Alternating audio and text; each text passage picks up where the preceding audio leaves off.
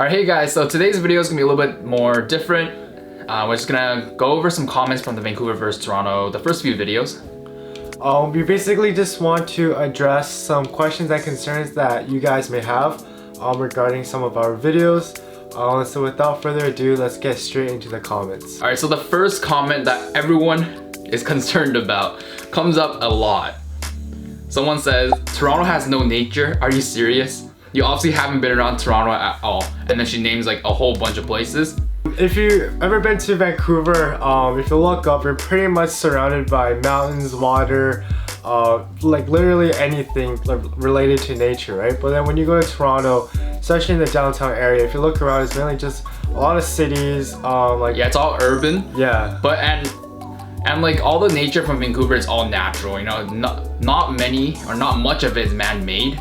And like this guy said in the reply, he says Toronto has nature, but a lot of it is man-made. And I agree with that completely. All the parks, everything is man-made. And if you want to talk about nature, you can honestly say there's nature anywhere. You can go anywhere in the world and there's gonna be trees or parks anywhere.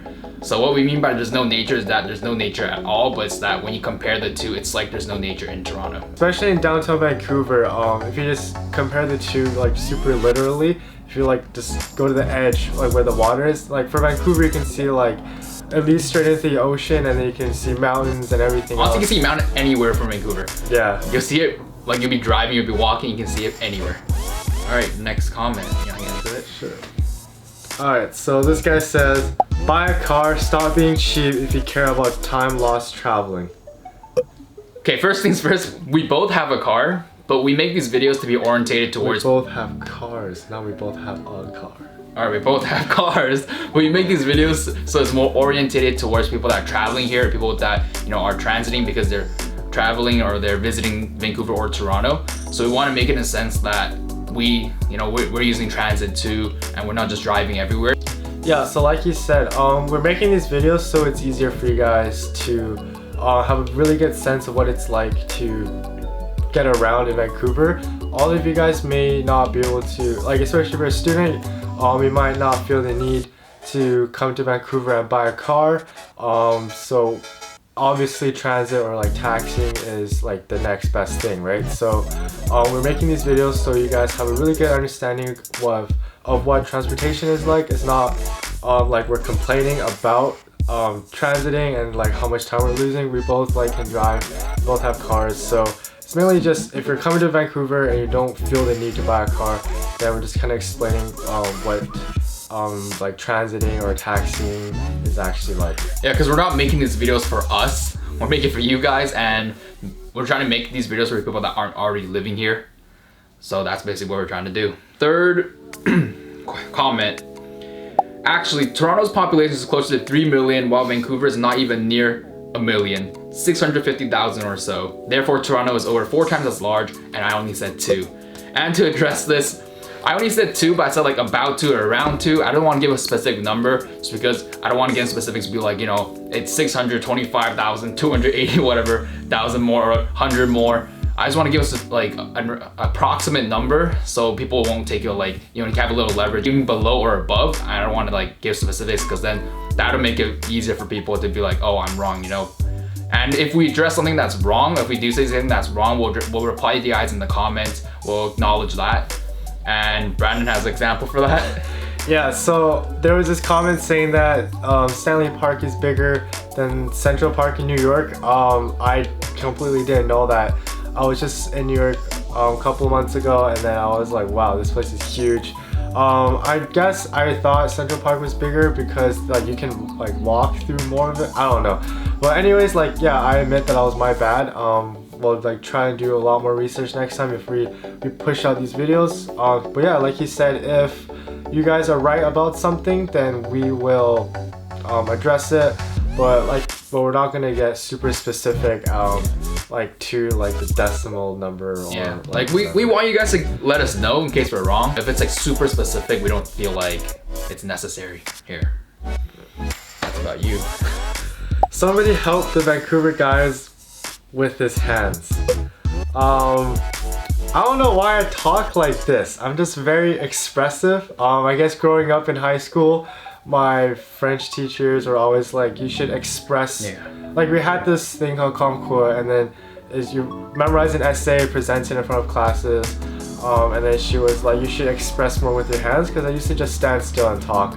And then I guess I just kind of developed the habit throughout like 4 years of doing that. But yeah, and now I guess it's just like more comfortable for me to talk like honestly this. I feel like if you're making a video, I don't know how many of you guys made a video or filmed yourself, but when you're talking it's kind of awkward to just put your hands here and talk the whole time. Yeah, like it might not look weird in the camera, but for yourself you're just trying to, because you're technically not talking to anyone, you're talking to inanimate object. So then you kind of want to make it seem like you're talking to someone, because when you talk to friends, you're not just gonna be like, you know, kind of a conversation, your hands gonna be by your sides the whole time. Like if you're gonna say something, you might be like, oh, it's over there or whatever. You're gonna be using your hands to express stuff. Yeah. So it's kind of just like, it's kind of natural if you guys make a video. Like if you guys try, you guys might feel the same thing, or maybe it's just us, but that's just how it is. So next comment, Vancouver. Never stopped raining in winter and now still raining. Well, that's a concern for a lot of people, you know, the rain in Vancouver. And it's true that it rains a lot. Next week it's supposed to rain a lot too. But personally for me, I'd rather have rain throughout the year. And within the summer, this honestly doesn't rain as much. You probably have like 3 to 4 months of sunshine. But I'd rather have rain than snow. Because when you have like snowstorms and stuff, it's so inconvenient when you drive. Because when it rains, when you drive, it's not that bad. But when it starts snowing, people don't know how to drive and everything. And it makes everything horrible. And especially in Vancouver, because when you compare Vancouver to Toronto, Vancouver, it doesn't snow much. So once it starts snowing a little bit, like the whole city shuts down. No one knows what to do. Everything, all the traffic lights stop working. In Toronto, like it could be a snowstorm huge and everything's still working. It's just the two different environments of how people are living.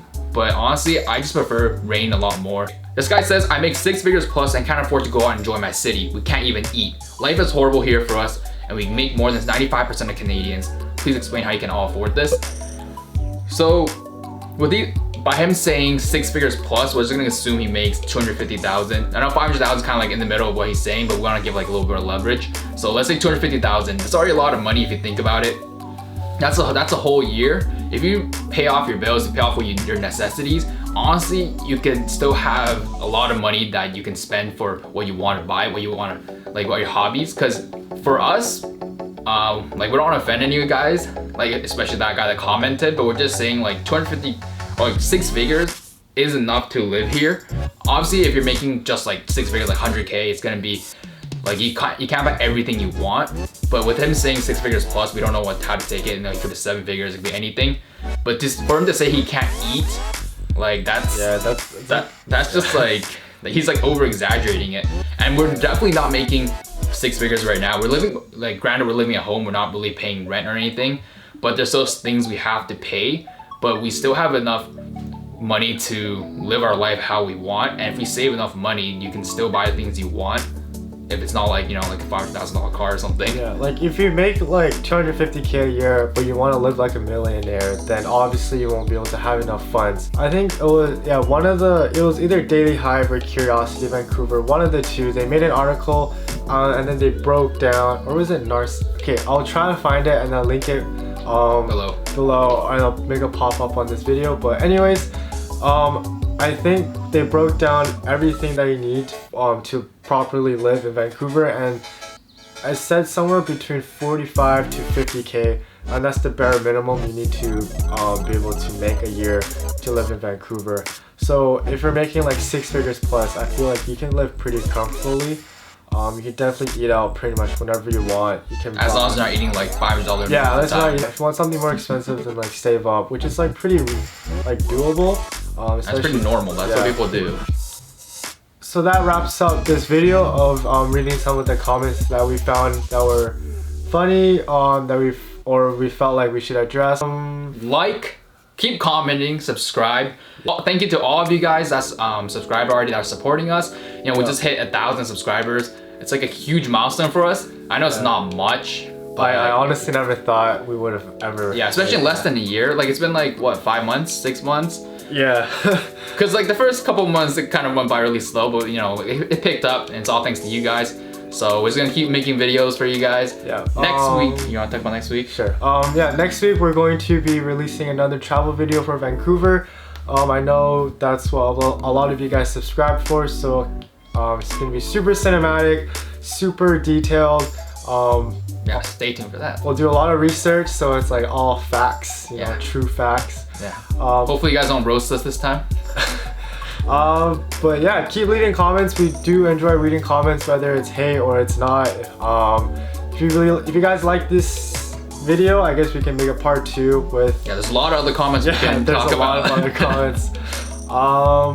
But yeah, That's we'll it, yeah. see you guys next time.